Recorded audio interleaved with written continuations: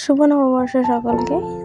তো সকালে উঠেই বেড কভারটাকে ফার্স্টে চেঞ্জ করে নিলাম, তারপর চান টান করে রেডি হয়ে নিলাম। এটা হচ্ছে আমার পয়লা বৈশাখের নতুন জামা। তো দেখো কেমন লাগছে পরে, ভেরি কমফোর্টেবল। আর পয়লা বৈশাখ বলে কথা, জলখাবারে তো কচুরি খেতেই হবে, তাই সকালে জলখাবারে কচুরি খেয়ে নিলাম। তারপরে ভিডিও শুট করা হয়নি।